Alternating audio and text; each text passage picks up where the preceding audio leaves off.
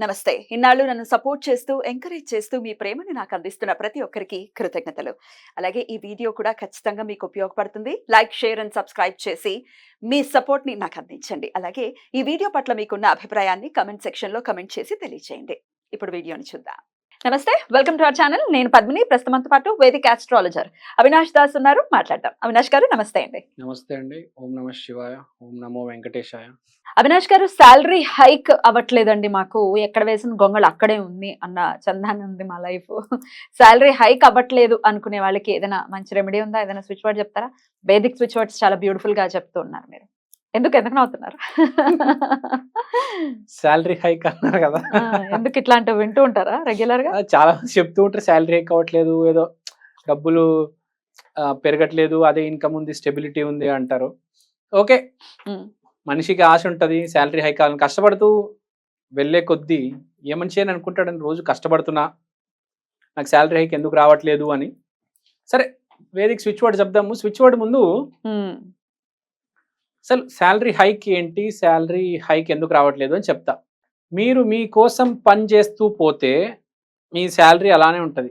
ఏ రోజైతే మీరు కంపెనీ గురించి ఆలోచించి కంపెనీ కోసం పని చేస్తారో కరెక్ట్ 100% శాలరీ హైక్ వస్తుంది. కానీ ఒక కండిషన్ ఉంది. రెండు రకాల మనుషులు చూసా నేను. వాళ్ళ కోసం వాళ్ళు పని చేస్తారు, ఇంకోరు కంపెనీ కోసం మాత్రమే పని చేస్తారు. అంటే ఏం చేస్తాడు, అతను మేనేజర్ లెవెల్లో ఉంటారు, జనరల్ మేనేజర్ లెవెల్, కంపెనీ గురించి ఆలోచిస్తూ ఉంటారు, కింద ఎంప్లాయీస్ ని అంత పట్టించుకోరు, ఇగ్నోర్ చేసేస్తూ ఉంటారు. కొందరు ఏం చేస్తారు, వాడు వాళ్ళ ఎంప్లాయీస్ వాళ్ళ ఫ్రెండ్స్ బాగుండాలనుకుంటారు, కంపెనీ గురించి ఆలోచించరు. ఈ రెండు ఒక మనిషిలో కనిపించవు, చాలా అరుదుగా ఉంటాయి. ఒకసారి కంపెనీ గురించి ఆలోచిస్తే వాళ్ళే నాకు జాబ్ ఇచ్చింది, వాళ్ళు బాగుపడాలని నేను కోరుకుంటాను, వాళ్ళకు 10 పైసలు రావాలి, నాకు 2 పైసలు రావాలి అనుకుంటారు. కింద ఉన్న స్టాఫ్ని చాలా మంది తొక్కేస్తూ ఉంటారు, మిస్బిహేవ్ చేస్తూ ఉంటారు. ఇలా ఉండకూడదు, అలా ఉండకూడదు. ఏమవుతుందంటే, ఇప్పుడు ఫర్ ఎగ్జాంపుల్ మీరు ఓన్లీ మీ కంపెనీ గురించి ఆలోచించారు, మీకు హైక్ వస్తుంది. కానీ అలా హైక్ వచ్చే కొద్దీ, పొజిషన్ పెరిగే కొద్దీ ఒకటేసారి మీరు జాబ్ అయిపోతుంది. ఎందుకంటే మీ కింద స్థాయి మీ కొలీగ్స్ ఇంకా లోవర్ గ్రేడ్ ఎంప్లాయీస్ని ఇగ్నోర్ చేశారు కాబట్టి హైక్ వచ్చి జాబ్ పోతుంది. లేదంటే మీరు ఓన్లీ లోవర్ గ్రేడ్ ఎంప్లాయీస్ పట్టించుకుంటే శాలరీ అలానే ఉంటుంది, జాబ్ పోదు కానీ హైక్ రాదు. హైకు రాదు. ఇదే జరిగేది బేసిక్ గా. ఈ 2 రకాలే ఉంటారు. ఈ 2 క్వాలిటీస్ ఒక మనిషిలో నేను ఇప్పుడు దాకా చూడలేదు, చాలా అరుదుగా ఉంటారు. అంటే కింద వాళ్ళని కూడా పట్టించుకుంటూ పైకి వెళ్ళటం అనేది చాలా అరుదుగా ఉంటారు, చాలా అరుదుగా ఉంటారు. చాలా కష్టం కూడా అది. ఎందుకంటే వాడు ప్రెషర్స్ ఉంటాయి పైనుంచి. ఈ బడ్జెట్ లోనే ప్రోగ్రామ్, 1,50,000 ప్రోగ్రామ్ కానిచ్చేయాలి, దానికన్నా ఎక్కువ ₹1 అవ్వద్దు. ఇక్కడేమో సరిపోదు, కింద వాళ్ళకి కావాల్సేది అవసరం ఉంటుంది, వీడికి అర్థం కాదు ఏం చేయాలనే సిచ్యువేషన్లో. దానికి చాలా తెలివితేటలు కావాలి, దైవ శక్తి కూడా కావాలి. చెప్తే నేను ఇప్పుడు 30,000 జేబులో నుంచి తీసుకుని పెట్టరా అని చెప్తా, ఆడు ఒప్పుడు నేను ఎందుకు తీయాలి అంటాడు. అని కంపెనీ కోసం అప్పుడప్పుడు మన జేబులో నుంచి కూడా తీసి పెట్టాలి. 30,000 దేవుడు 30 కోట్లు ఇస్తాడు రేపు నీకు. గుర్తుపెట్టుకోవాలి, మనం ఒక కంపెనీలో పని చేస్తున్నాం అంటే అది దేవాలయంతో సమానం. డెఫినెట్లీ ఆ జాబ్ తిడుతూ, డబ్బులు ఇచ్చే మన బాస్ని తిడుతూ చాలా మంది మనం చూస్తాం. బాసుల మీద హేళనగా మాట్లాడటం. ఆయన ఎవరైనా కానివ్వండి, ఆయన ఏమైనా చేయనివ్వండి, ఆయన తిట్టడం ఏంటి, అన్నం పెడుతున్నాడు కదా, ఆ మాత్రం నీకు సెన్స్ లేదు, ఆ మాత్రం గ్రాటిట్యూడ్ లేదు. అరే, ఉద్యోగం ఇచ్చిన వాడిని మనం తిట్టకూడదు అన్న కామన్ సెన్స్, ఇంగిత జ్ఞానం లేదు కదా. కొంతమంది చూస్తుంటే ఆశ్చర్యం అనిపిస్తుంది, గ్రూప్ లాగా ఫామ్ అయ్యి బాస్ని తిట్టుకుంటుంటారు. అమ్మో, వీళ్ళకి ఎట్లా వస్తుంది ఎదుగుదల?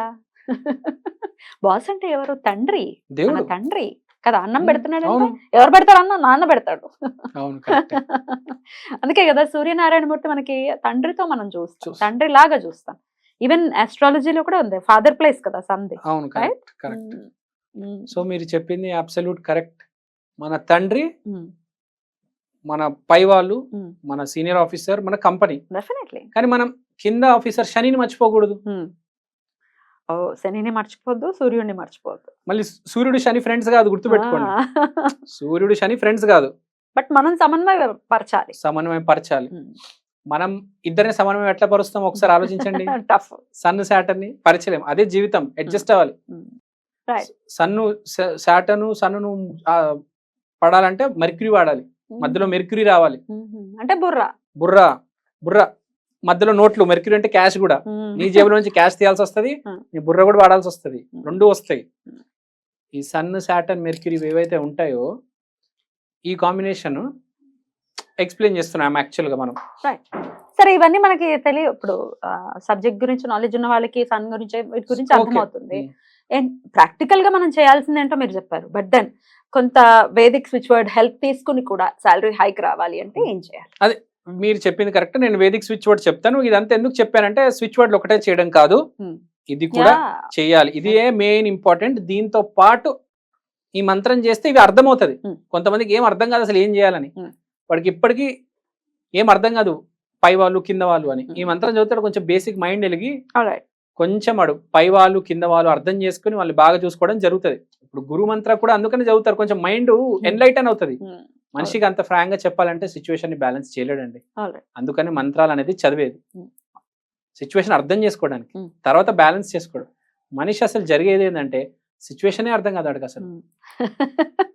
చాలా తక్కువ మంది రాత్రిపూట 1 గంట కానీ 2 గంటలు కానీ ఆలోచిస్తారు, ఆ సిచ్యువేషన్ ఏంటి ఏంటి ఏంటి ఎలా మార్చాలి అని బాగా తీవ్రంగా ఆలోచించి ఒక నిర్ణయం తీసుకొని నెక్స్ట్ డే ఇంప్లిమెంట్ చేస్తారు.